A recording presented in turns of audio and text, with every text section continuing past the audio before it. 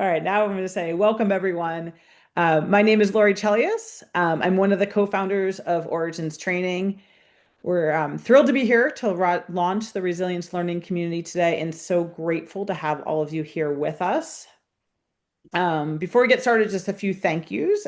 A big thank you to all of you and to our panelists, especially for joining today's conversation about the role of resilience and community in this moment. We'd also like to thank our wonderful group of co-creators. A bunch of you are on the Zoom today. And I don't know if we have Michael Foley, our developer. He's our grand marshal of technology. And all of these folks have really behind the scenes supporting this journey to bring this community to launch today. So before we dive in today, I just want to hand it over to Andy Fetzner, who is the Origins co-founder, to introduce herself and help us get grounded and connected. Hello, everyone. So good to see familiar and new faces. As always, we love to see folks on camera. I'm going to get us started today with a quick grounding. Many of you know I'm a bit of a traveler. And so I'm going to invite us to set our inner compass today and just begin by slowing down so that we can get present. Take some breaths. Remove your hands from the keyboard if you can. Soften your gaze or close your eyes. And I invite you to envision inside of you a compass. Now, you don't have to worry about north, south, east, and west. This intention setting, this grounding today is an invitation to set your inner compass to look forward to how you would like to be showing up today, what qualities like curiosity, courage, humility, patience, clarity. And maybe you notice that your inner needle is spinning right now, and that's okay. Take some breaths, settle into your body. Maybe listen to my voice if that's helpful.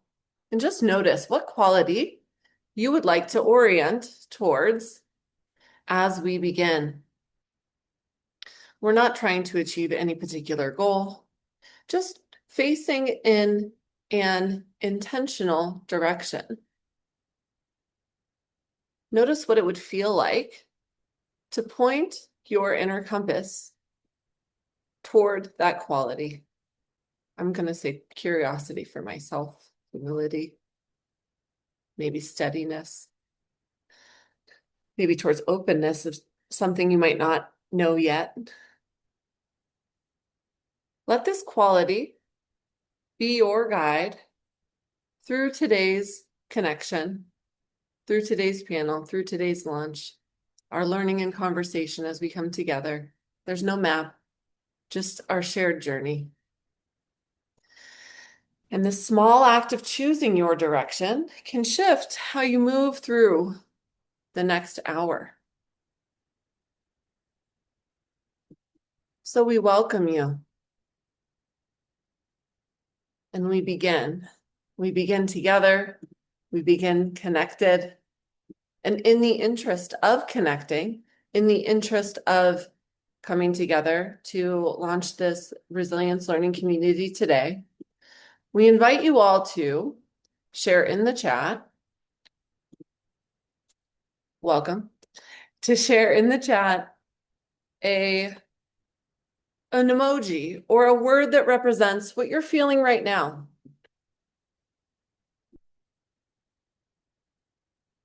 And we really want to set the tone today for connection, for curiosity. And in a virtual space, as we do this, the chat can be an avenue you do that through. Raising your hand, and we'll give you some other opportunities of ways that you can connect.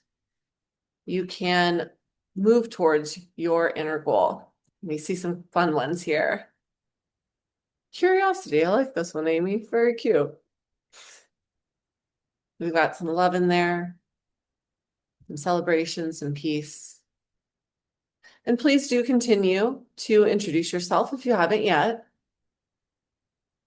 Rick bringing the strength.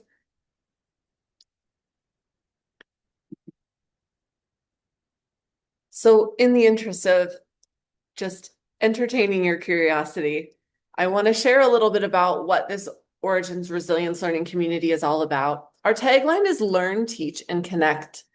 The Resilience Learning Community is, as it says, to build resilience, to learn, and to do that in community. As we talk about resilience, we talk about it in a number of different ways: fear, trauma, healing, moving through those into integration and into connection. This is our landing page. So once you get the link, you'll be able to see this. This is where you'll enter this space.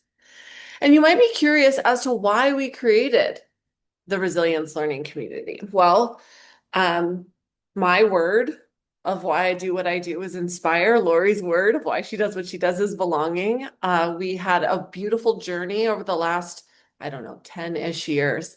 But we wanted to satisfy a need that we saw, especially over the last, dare I say, like years, but particularly the last year or so, and create that place, that space where a sense of community and belonging is possible, where we can have practical learning opportunities in a number of different accessible ways.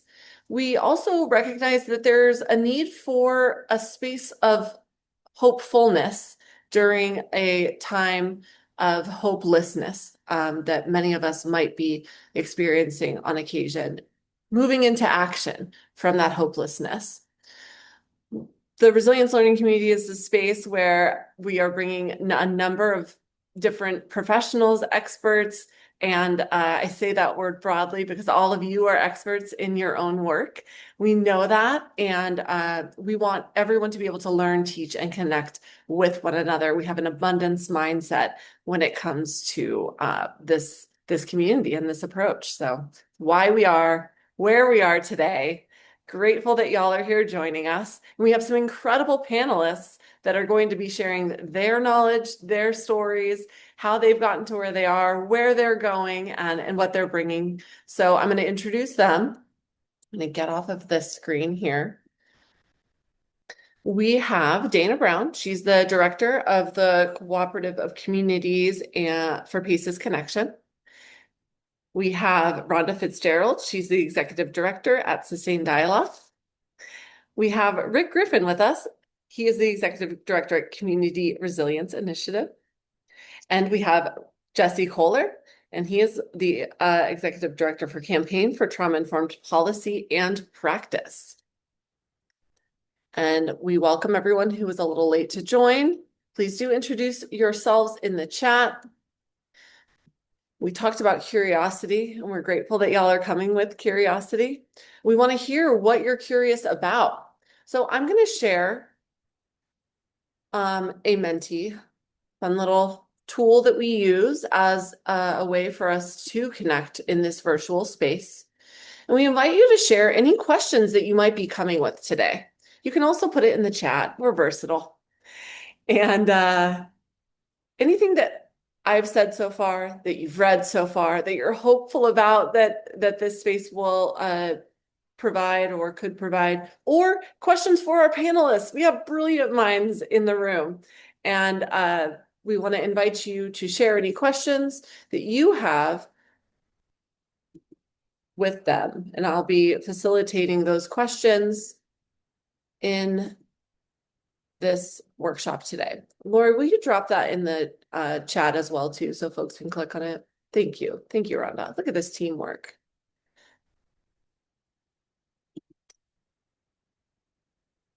All right. So I'll be collecting those, and I'm going to hand it over to Lori to... Actually, we're going to first have our panelists take a couple minutes to introduce themselves. To Lori, and she's going to do the next thing. How about that? So we're going to welcome our panelists to introduce themselves. I'll invite Rick Griffin to kick us off and introduce himself. Well, good afternoon, good morning. depending on where you're at. I guess evening. See someone from Sydney, Australia as well. My name is Rick Griffin. I am actually the former executive director of Community Resilience Initiative. Just started my own private enterprise called Neuro Leadership Academy. It's all about the neuroscience of trauma and well-being, and so super excited to be here. Excited to be a part of the learning community. Thank you, Lori. Thank you, Andy, and to all the other co-creators out there as well. Certainly appreciate this opportunity today. And I'll invite Jesse. Jesse, if you'd love to introduce yourself, that'd be great. Appreciate it, Rick. And congrats on the new enterprise, man. Congrats on launching. My name is Jesse Kohler. I have the privilege and pleasure of serving as the executive director of the Campaign for Trauma-Informed Policy and Practice, or CTIP. I serve in that capacity on loan from another nonprofit organization that I started called the Change Campaign. Um, I always say that I have been so, of the many privileges that I have in this life, I am blessed to be rooted in love and come from a family and parents that loved me with all of their heart, that did not protect me from some tragedies and traumas that I certainly experienced, that helped inform the work that I am in and get to do in DC. I love getting to work with the national network, and my favorite part is getting to be on calls and be with folks like all of you. And so thrilled to be here sharing space with all of you today. And I will pass the baton over to Dana. Thank you so much, Jesse. I'm grateful to be here with all of you today. Thank you, Andy and Lori, for launching this. It's beautiful what you've manifested. I'm grateful to be here with all the other co-creators. My name is Dana Brown. I'm a fifth generation immigrant born with unearned privilege on the land of Sauk and Meskwaki. I'm in Iowa, farm girl, and now I live in San Diego on the beautiful land of Kumeyaay Nation. Andy had shared one of the hats I wear. I'm blessed to wear a lot of different leadership hats, and inner city community organizer, 28 years. Love, just feel so richly blessed and humbled and grateful to do what I'm blessed to do. So looking forward to engaging with all of you more on the resilience learning community. And Rhonda, please. Hello, wherever you are. Good morning, good afternoon, good evening. Thanks for joining. I'm so glad to be with you. My name is Rhonda Fitzgerald. I am based in Washington, D.C. And over the last 17 years, I've had the pleasure to serve at the Sustained Dialogue Institute, a nonprofit that really does deep relationship building across difference, often in sometimes difficult, messy, and sometimes secret conversations called sustained dialogue groups. I serve as executive director, and the reason I'm thrilled to be here is because our org undertook some serious training to make sure that we weren't just doing that work without being informed and completely ready to kind of meet the needs of real people who are experiencing what they've experienced, and making sure that we can do that work without asking them to pretend that their memories don't exist. And so we're glad to be here. I'm glad to be here, and I'm just excited to join. Thank you, all of you of our panelists. We're just so grateful to have all of you here and to bring your perspectives, and really, really appreciate your time and thoughtfulness around this and all the work you do. So we're going to get started with some questions. I'm going to start with Rick. So we have a couple questions we're going to ask, and then we're going to bring in some of the questions that you all shared through the Menti or through the chat. But I'm going to start with Rick. And the question, Rick, for you is, what is the role of resilience in this moment? The role of resilience in this moment. That's an easy one to ask for me because the brain is a prediction machine, and right now it's exhausted. So I think we all know that the brain's number one responsibility is to run the systems of our body, right, for the sake of survival. And it's found that the most efficient and most effective way to do that is through prediction. So it's constantly trying to guess what's coming up next. Is that email from HR about layoffs? Is the meeting that I'm invited to, was that about budget cuts? Will there be another passive aggressive post-it note war happening again in the office? Uh, every time the world doesn't match up with the brain's guess, it sends this alarm signal. And in the neuroscience world, we call that prediction error. Okay. And the more errors, the more exhausted our brain gets. So basically, if our brains are constantly surrounded by uncertainty, and we know Autumn spoke in the chat just about even the trauma dump that occurs around us constantly. It just has to do more hard work. What's crazy is that even when we receive some good news periodically, the brain has to do some extra heavy load lifting just to determine whether is this an anomaly or is this something I can look forward to each and every day. So it really is about how hard our brain's working. And to be honest with you, I think most of us, our brains are just simply running on low battery and spotty Wi-Fi. Life is hard. This is where resilience comes in. And I'm not talking about that cheesy type of just bounce back type of resilience. I'm talking about that deep brain-based kind of resilience, the kind of resilience that helps our nervous system go from a red alert, alert, alert to okay, I got this. It's that kind of resilience that I'm really talking about. Think of it like this. Like our brain is like a thermostat, like that Nest thermostat in our houses. And resilience is like the system that helps it recalibrate. It recalibrates our life from those huge extremes to the ice storms to the heat waves. It's that calibration is what I think resilience does best. It's it's kind of how we show up, especially when everything around us is so completely unpredictable. The economy, politics, relationships. Resilience is it's how we heal, especially when we've had those unhealthy coping mechanisms for so long, those mechanisms that kind of compromise our contentment. That's the resilience that I think we need now. It's one of those great ways how we recover when the curveballs in life just keep coming and coming and coming, just don't seem to stop. For me, it's like how I don't just burst into that spontaneous combustion every time somebody tells me, Rick, just pivot. It's resilience that I need. And right now, resilience matters so much because the world is throwing so much at us. And our brains are just taking in more and more and more than ever before. And if we don't start building systems and schools and workplaces that can support brain recovery, I think we're going to keep seeing burnout, blow ups, and breakdowns. So, yes, resilience matters because brains are just absolutely tired. Our predictive capacity is messy. And caffeine just doesn't seem to carry us so far. But right now, I think it's about resilience and we need it. So that's why I'm suggesting that you stamp a little resilience into your life every day. But that's for another session. I'll be teaching one of those on this platform coming up later in September. So I hope all of you stay engaged with this beautiful community so we can keep learning and talking about resilience. Thanks a lot for the question, Lori.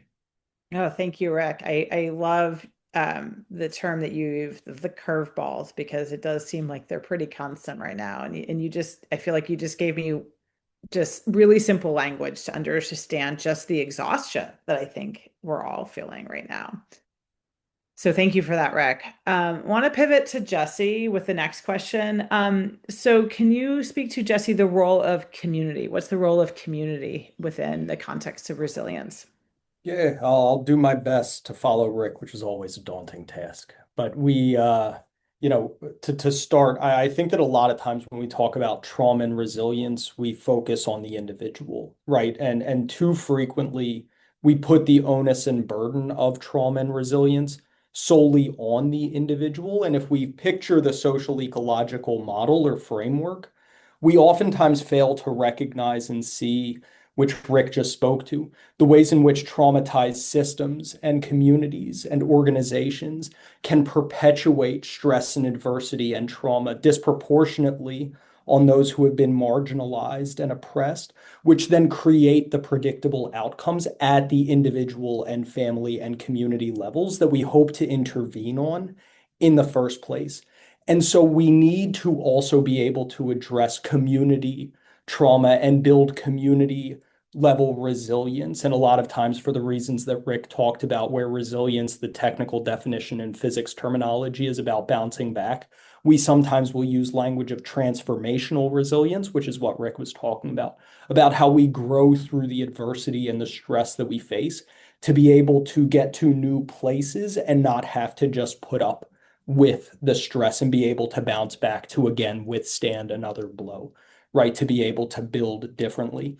We know that healing takes place in the context of healthy relationships over time, right? We need each other if we are going to get together or to be able to get through these very stressful times that we are living in. And humanity has navigated many stressful times, perhaps none like the ones that we are living in right now. But again, we are built to be able to adapt and evolve over time. But the greatest strengths that have helped humans evolve to this point is our connectedness, is community. And I have seen, and I'm sure that everybody has their own stories at an individual level. When I mentioned some of that I have experienced I have complex PTSD and have experienced trauma in my background when I was 15 years old. My best friend died in a plane crash in between my freshman and sophomore years of high school.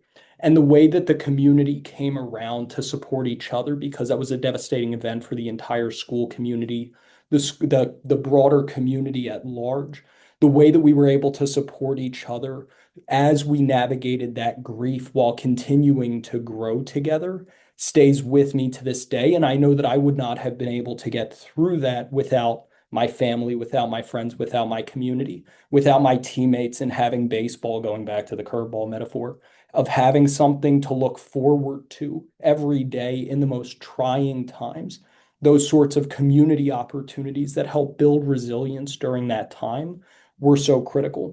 And at a systems level, we have seen that in a variety of other situations, from the self-healing communities model from the Washington State Family Policy Council that worked with communities across the state to build general community capacity, and in one county reduced youth suicide and suicide attempts by 98%, while simultaneously reducing juvenile justice system involvement and birth to teen parents and increasing high school graduation rates substantially, all of which across the state resulted in a 35x return on investment, more than $1 billion saved to the state over the 17 years of that time, to more recently, the work that we've seen in communities that we've worked with, like Maui following the wildfires, where as they rebuilt, they leaned into cultural practices in addition to providing psychological first aid and the supports to community members in being able to navigate the huge trauma and stress of that disaster. Bringing in cultural practices like teaching and playing ukuleles, coming together, providing carts that gave out toys and snacks to kids who were unhoused or staying in hotels who had gotten displaced. Those sorts of community practices that help people feel connected and to be able to grow together are so important. I don't know if I stuck to 4 minutes there, so I'm going to stop for the purposes of continuing, but community resilience and building resilience at communities, the importance of it cannot be overstated. Thanks, Jesse. As you were speaking, I was thinking so much of that shift, that really critical shift, and moving from this sort of self-care model to community care, and how really critical and important that shift is. And also with teams, I'm going to carry a little bit on the sports metaphor too. Both of your comments made me think about what teams have been in my own life in terms of that community and support. So I'm going to shift gears a little bit. And Rick and Jesse, there's a lot of the moment and where we're at, and we also want to bring in hope. So Dana, our question to you is, what is giving you hope right now? Thank you so much, Lori. Great, perfect. And let me start at the beginning.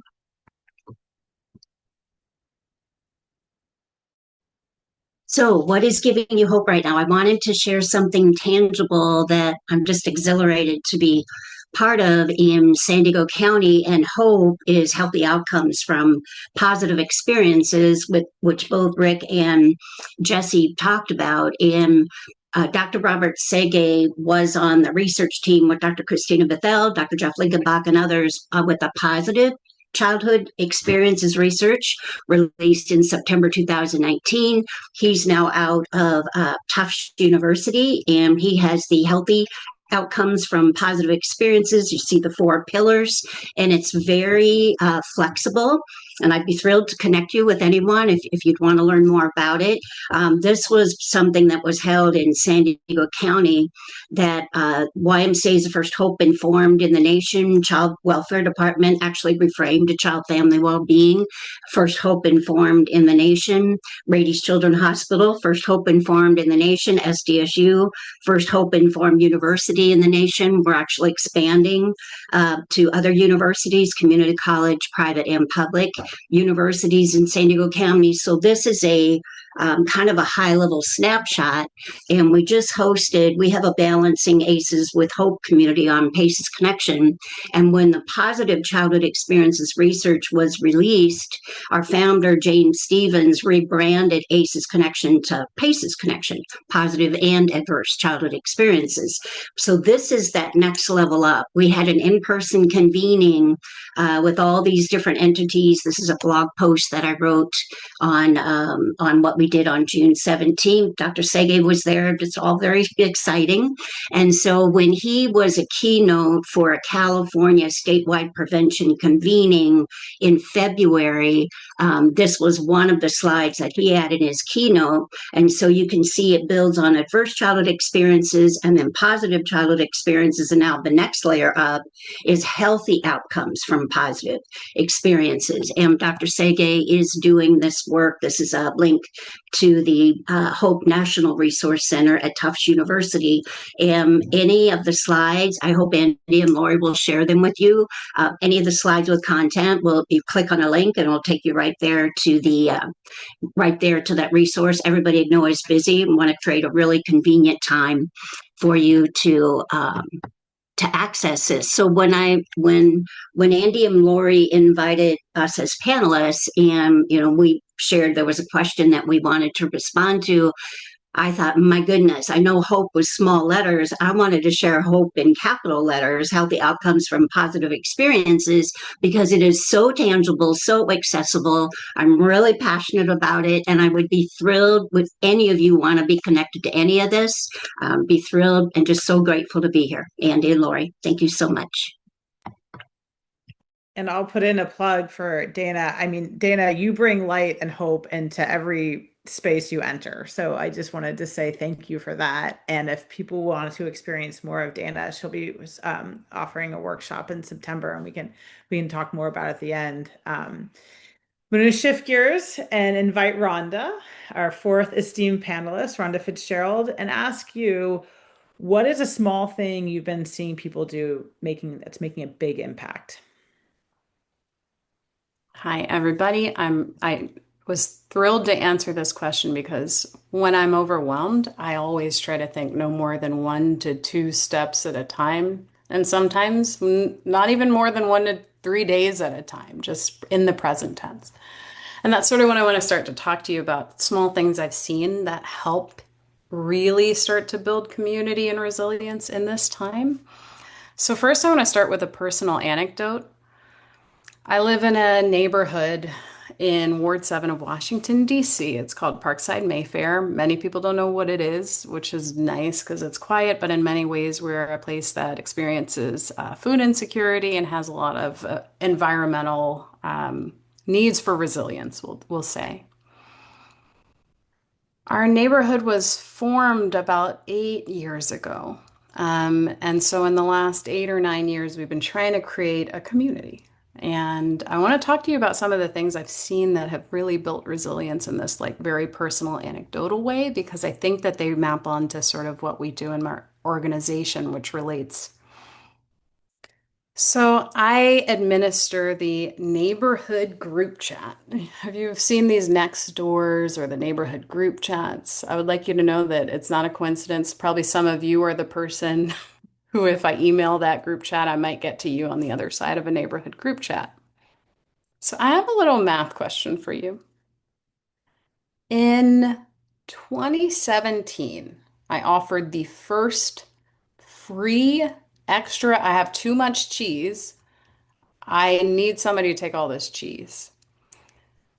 It was 2017. I need some guesses in the chat. How long did it take till I saw someone else replicate giving away something for free just because you had a lot of it? I want you to guess. How long did it take?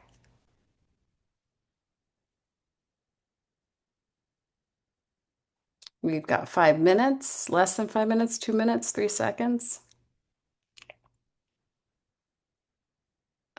I don't mean this to be a surprise. It took 5 years. 5 years was the time it took my very small neighborhood of about 150 homes for the first person to give something away for free until the next person replicated the behavior. I noticed the long lag. So there was not just cheese offered in that time. I offered, here's some free dirt that I have extra from some plants I planted. Here's some tomatoes. Here's some mint plants. And I think this is really an instructive lesson for what I learned from this. I'm not always as patient as I want to be with people. But you might remember in the middle of that 5 years, something really critical was happening. Oh, yeah, people are asking in chat, were people taking the things? Oh, they were great at that. And I'm not saying everybody has something to give. That's not the point of the story.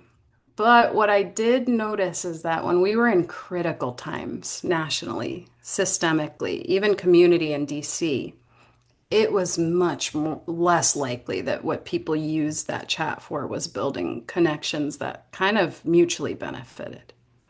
I will say what happened first within 5 minutes. Within 5 minutes, a set of people had left, decided other people were not about the causes that they cared about enough to be even in a group chat with. They were very good at disconnecting from each other. But I kept on just reminding people there's free cheese. I'm dairy allergic, so this was self-interested. What I want to talk about is that gap between when you try something new with people and the long tail of effect. That long tail of effect is the patient time it takes to maybe see some community fruit, some relational fruit, something positive come out of something.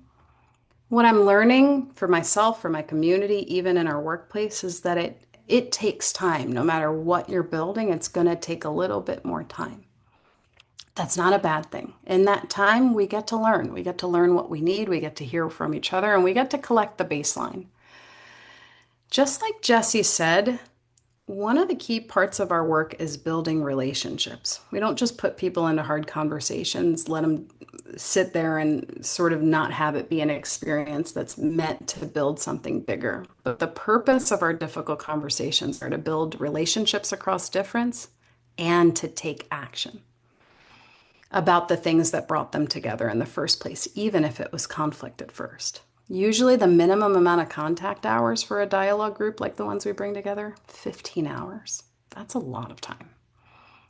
But you'd be really surprised at what people can do, what they can ask for each other. So this is sort of a plea, is like, we're in the present, but we're building a future together. So a small thing you can do, keep giving it time.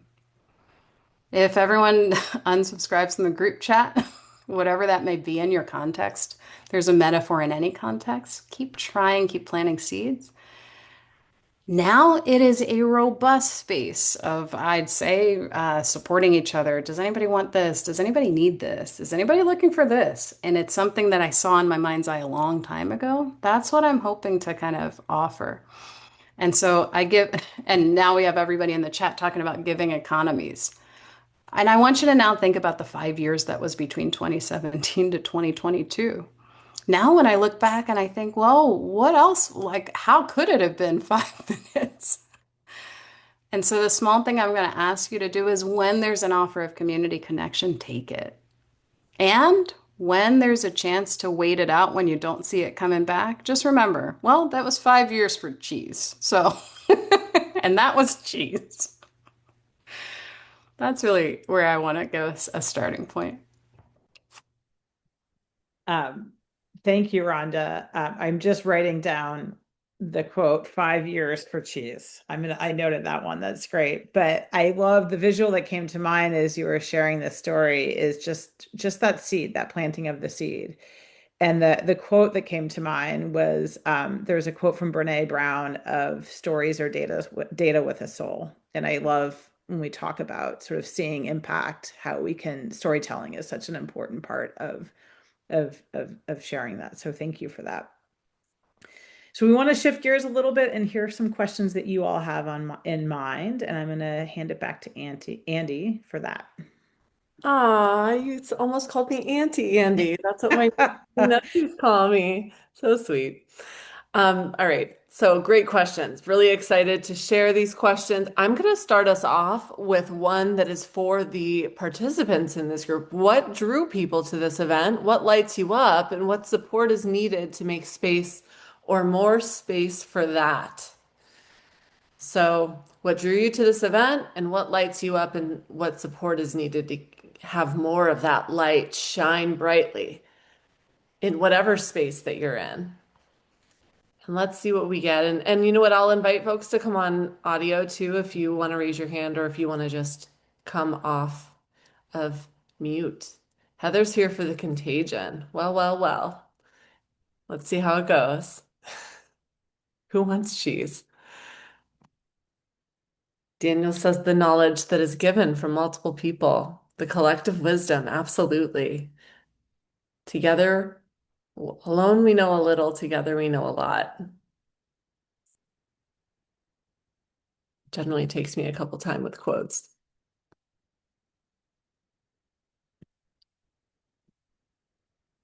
This is definitely a space where we hope to have lots of different lights shining brightly. Again, we are coming from a place of abundance.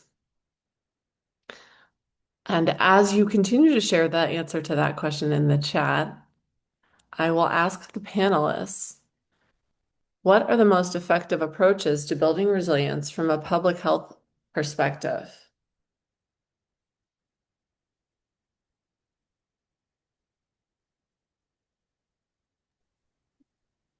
I can offer a thought if that's okay. I mean, Jesse, instantly you came to mind because CTIP, we're all part of a public health model. And all of us reside within a home in the micro of a cross-sector socioecological model. So from my lens, everything we do is hopefully transforming public health. We don't have to look too far to see how much anguish and pain is out there. So myself, I'm being very aware of my white privilege, uber passionate about decolonization and do that in a plethora of ways. I think it's the most important work of today's age is dismantling systemic racism. And we all know that racism is a social construct.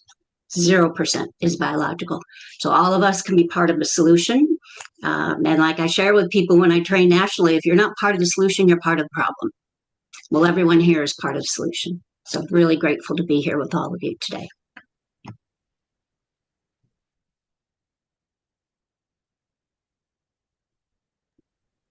Anyone else?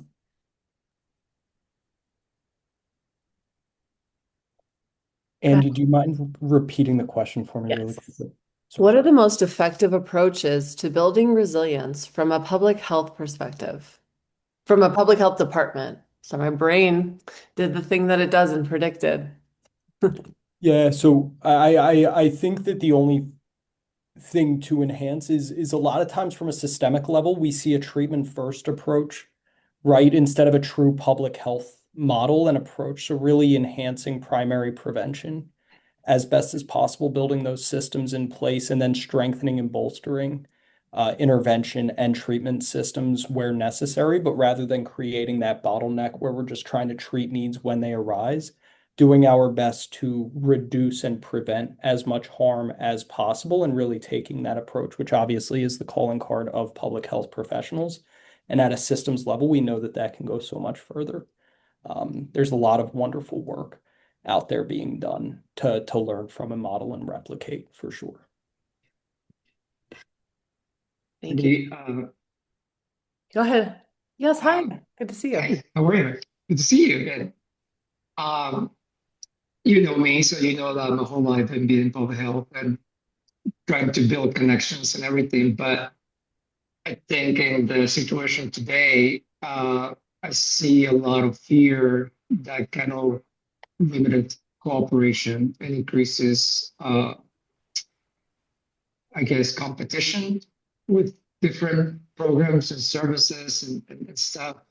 And I think that's probably a challenge that we all need to tackle and go back to, hey, we're on this together. Let's figure out what you're doing. Let's figure out what am I doing? What are we doing that is overlapping? What are we doing that, we can optimize? But definitely, it would take an active approach to reaching out to other groups. This is the main reason that I'm here, because I want to listen. I want to know, and I know you, so I know you're a great person to listen to, and I know your colleagues here. So yeah, I mean, just be proactive and reaching out to people and groups. Thank you so much, Jaime. Yeah, absolutely. I'm hearing collaboration, connection, coming from an abundance mindset, working smarter, not harder. Um, all brilliant ideas. And there are some specific models that exist that we can reference and resource and continue to offer information about. So thank you for that question. I'm going to pivot to Autumn's question. Oh, sorry. Someone. It's just me. It's Oh, Catherine. thank Sorry. you. Hi, It's welcome. me. And here, I probably should put my camera on, but I really don't know how to do that. So I apologize how to do that. I have no idea. But I think we're going to have to start with government. Like he said, public health is always worried about treatment. We need to start making sure as we look at our public figures, our government figures, that we ask those questions and make sure those questions are asked are, how are you as a public official, whether you're the governor or the Department of Health or your county commissioner or whoever, how are you going to change the focus from crisis, which is where they go, treatment, crisis, we have a problem, let's treat it, instead of how did we get here? Because this has been systemic in the 30 some years I've done social work, as opposed to, and one of the things that we always talked about, even when I was in college and after with my coworkers and my colleagues and my friends, is that, everybody ignores the issue when it doesn't affect the general population. And I remember very clearly being involved in the crack pandemic or epidemic that was in the 80s with you had people on crack, and it was just terrible, and how were they doing that? And so, but nobody cared until it hit, like, as the other lady said, till it hit a certain socioeconomic racial group. Nobody really cared. Same thing with meth. Nobody really cared if it was just poor white people in the country. Now they care. So we have to get away from that and start looking at problems when they arise in the smaller communities, regardless of the race, and start trying to find a solution then, because it's really tough once you find that, once it becomes systemic throughout the country and through all these populations. And hopefully it's groups like this that we're caring enough about that to do that. And I think that's an important part plays. We need to be actively looking for people in our governments and policymakers that have that approach. Absolutely. And I'm so grateful that we have folks from all over the country who are having our voices heard and addressing these systemic struggles and talking about the hard things. That's what we're here to do in this community, is to talk about the hard things, to hear from folks from all over about how we can move towards solution. Thank you for participating, everybody. I'm going to pivot to Autumn's question and around running. Autumn runs a community center. Folks are feeling overwhelmed, and there's a lot of trauma dumping happening. We can't help it. Everything is overwhelming. It can get overwhelmed. We can all get overwhelmed. So what can we do to maintain healthy boundaries and compassion at the same time? And some of this relearning relearning some best practices from our panelists. Who would like to answer this one?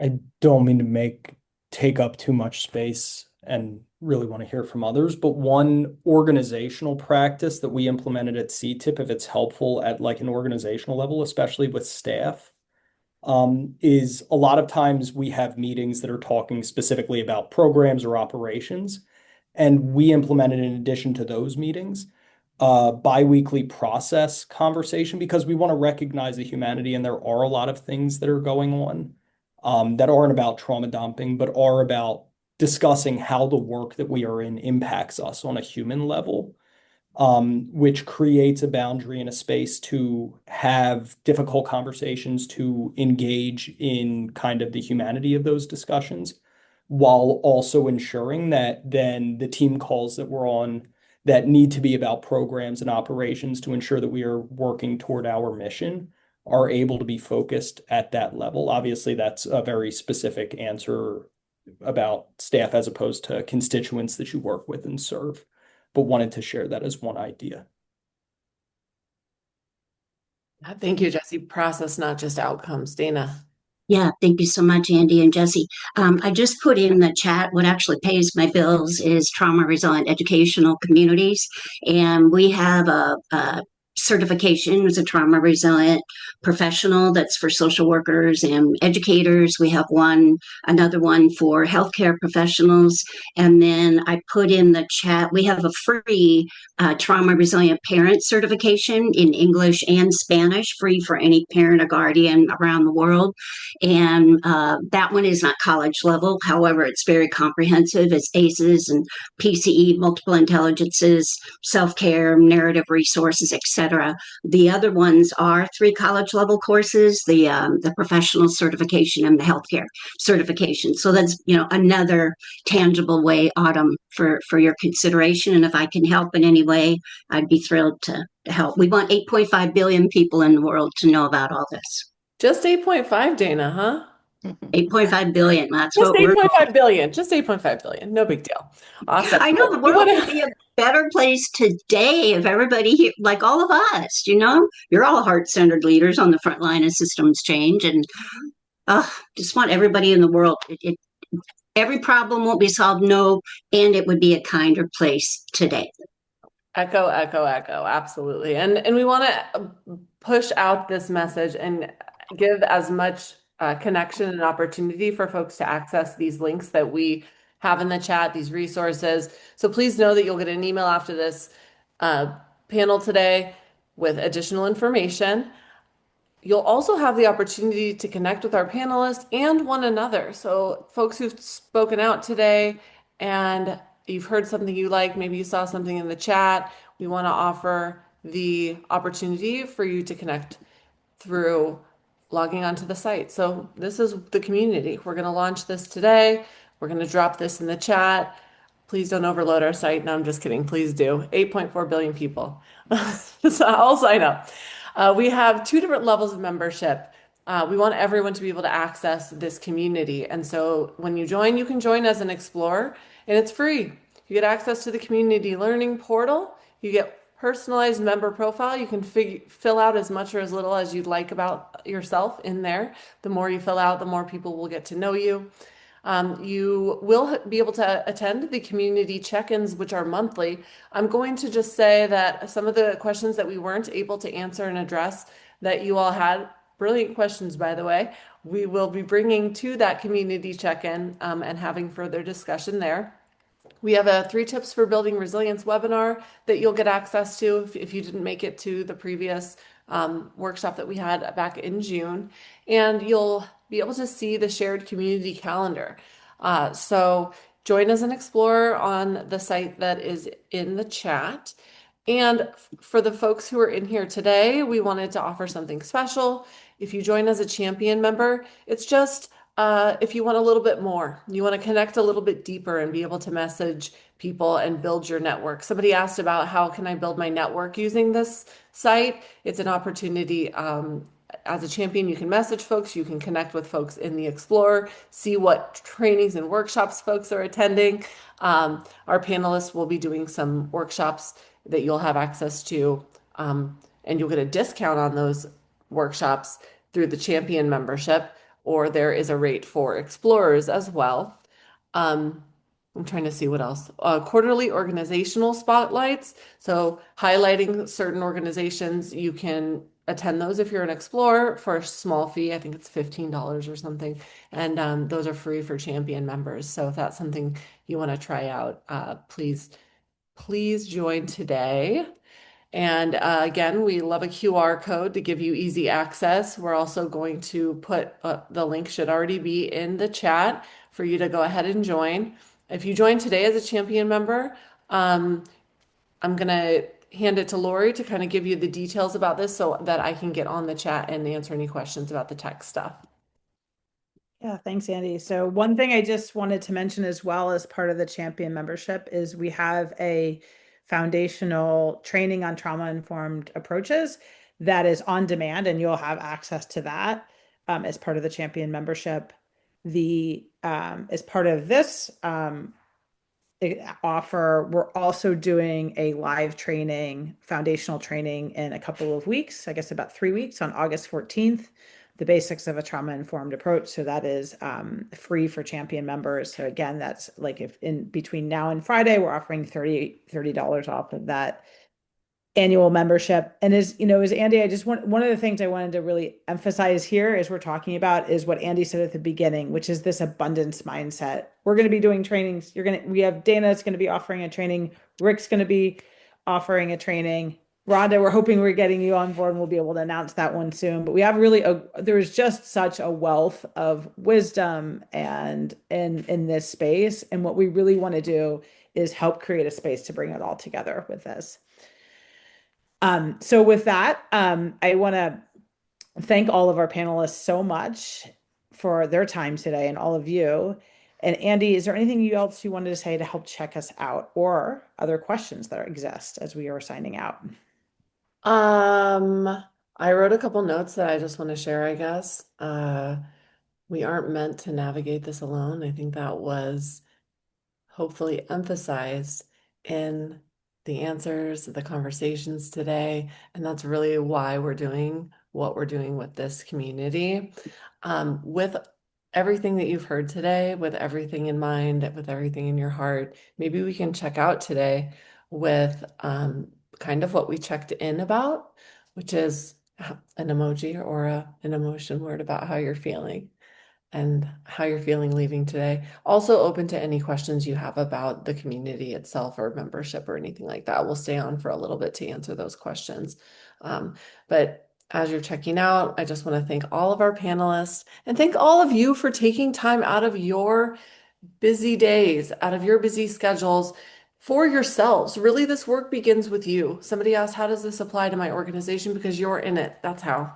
Because you get to be that shining light in your community. You get to be the connector, as we all do, and you don't have to do it alone. As you are navigating the different spaces and organizations that you're in, know that you have a space with us where you can come back to. We have monthly check-ins.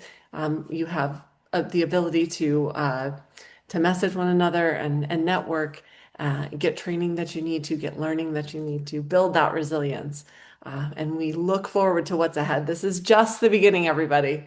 Again, grateful that you're all here and grateful for everybody. So yay! Would be a big round of applause.